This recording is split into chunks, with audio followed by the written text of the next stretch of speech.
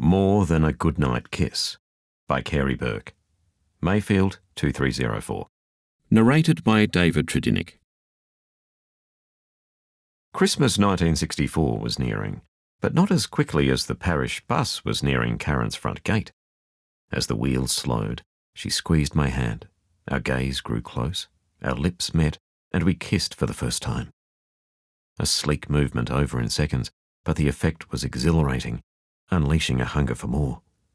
And over the summer, wherever we could find a spot, beach walks away from the crowd, a park bench lightly shrouded in foliage, and in natural alcoves that appeared as the sun grew dim, we discovered attraction was its own teacher.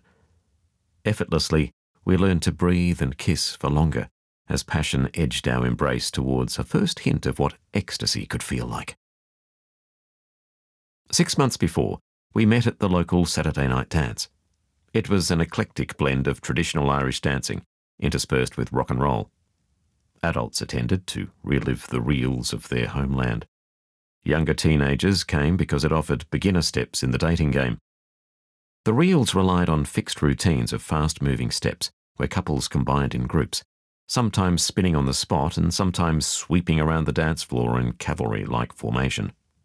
Rock and roll varied from fast-moving jive to slower tempos, prompting close couple contact. Amidst and between these dancing moments, a cautious courting process had begun, slowed by adolescent awkwardness and a shared shyness, until our first kiss.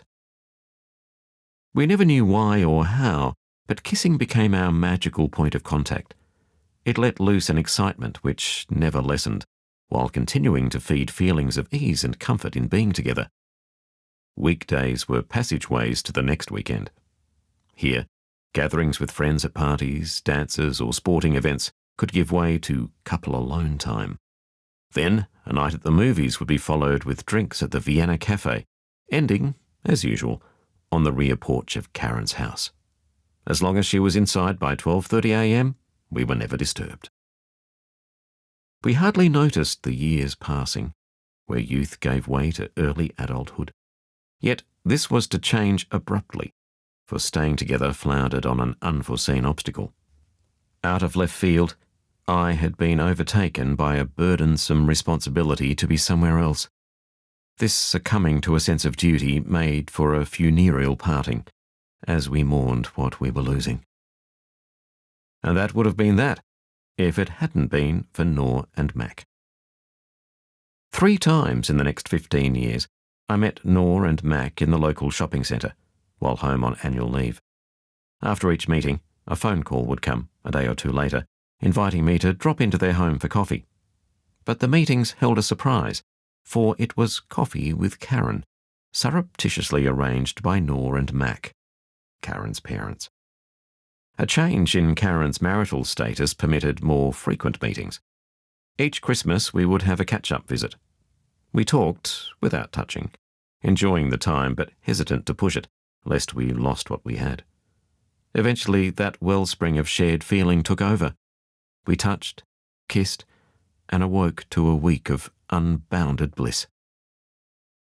Reality was a little more exacting. The 3 decades apart brought a harvest of limitations on any shared future, but being together was worth the effort. These efforts became minor irritants after a Parkinson diagnosis assumed an active and destructive presence. We didn't always get it right the first time, but we kept finding ways of living each day with what could be done, rather than rage at life's unfairness, though we did some of that too. Karen kept up her personal momentum by shopping. She checked sales brochures and scanned department store aisles most days of the week, remaining a familiar face in shopping centres near and far. 2 weeks after she lost the strength to shop, we commenced palliative care in the familiarity and comfort of home. Christmas 2024 was nearing, but not as rapidly as the Parkinson demon was truncating our remaining time to a few short hours. It was just after midnight, and we were in the middle of a brief reprieve of calm. Minutes before, the medical bed had worked its magic, becoming a temporary seesaw, where the head tilted downwards, while torso and legs rose upwards, allowing the build-up of congestion to escape into a waiting towel. With the bed returned to its usual position, we managed a refreshing mouth swab and followed with a few drops of morphine and a gentle throat tickle to encourage a swallow reflex. For a few precious moments, Karen lay quiet and breathed easily. I placed my hand on her shoulder and drew close to her face, intending to kiss her. But a minor miracle intervened, for as our mouths were almost touching, her lips pushed forward to meet mine, and we kissed our forever kiss. It wasn't long before dawn arrived. We had passed the time serenaded by hits from the 60s and 70s, with video images bouncing off the walled screen. As dawn gave way to morning, Karen's body slipped into stillness. Her spirit was carried on the sun's rays to a place of eternal rest, while I was left with loss. In our closing months, there were times when we indulged in wistful what-ifs. We had never parted when we were young. But now, in this moment of separation, those what-ifs were replaced by a deeper realization. We had achieved something wonderful.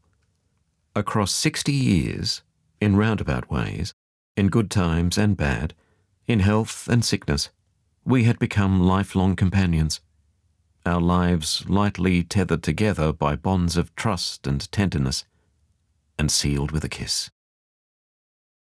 The end.